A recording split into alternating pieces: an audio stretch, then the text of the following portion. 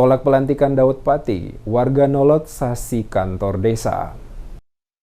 Warga negeri Nolot, Kecamatan Saparua Timur, Kabupaten Maluku Tengah, melakukan penyegelan atau sasi kantor desa pada hari Senin 20 Februari. Penyegelan atau sasi kantor desa sebagai bentuk penolakan atas dilantiknya Daud Pati sebagai Kepala Pemerintah Negeri atau KPN Nolot. Diketahui Daud Pati dilantik sebagai KPN oleh penjabat Bupati Maluku Tengah Muhammad Marasa Besi pada Rabu 15 Februari kemarin. Ketua Sandiri Negeri Nolot Yonatan Sipasulta mengatakan pelantikan Daud Pati sebagai KPN telah melanggar aturan adat. Pelantikan Daud Pati katanya tidak melalui persetujuan dan tanpa diketahui oleh Sandiri Negeri. Sipasulta menyebutkan kalau pelantikan Pati telah menabrak aturan dan pranata adat yang selama ini berlaku di Nolot.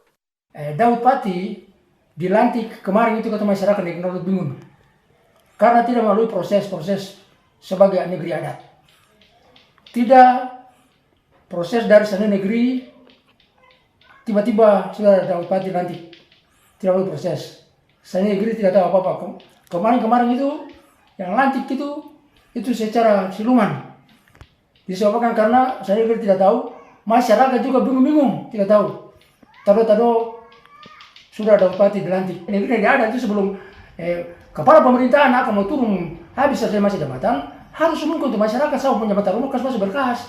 Baru sendiri itu pengusulan. Taruh dengan pengusulan sebelum mereka turun.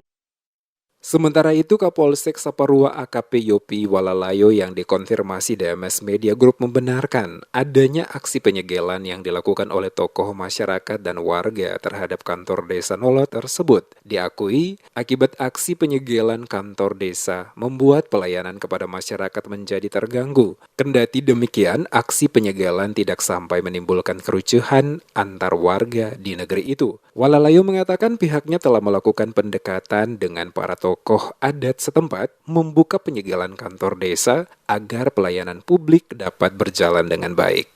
Pelaksanaan pemalangan atau sasi adat terhadap kantor negeri Nolot itu dilatar belakang ada pihak dari Sandiri Negeri dan tua-tua adat tidak menerima proses pelantikan.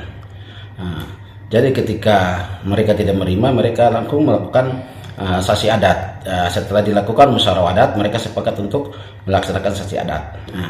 Karena ini menyangkut dengan kepentingan bersama, karena ini merupakan sasi adat itu berlangsung di kantor desa, maka kami dari pihak kepolisian dorong untuk melaksanakan pengamatan sekaligus kita negosiasi dengan pihak adat. Sementara kita nego, mereka sepakat mereka aksi damai, dan ini akan berproses untuk bisa kembali melakukan pelayanan kepada masyarakat yang akan membutuhkan pelayanan, akan mereka melakukan pertemuan adat lagi.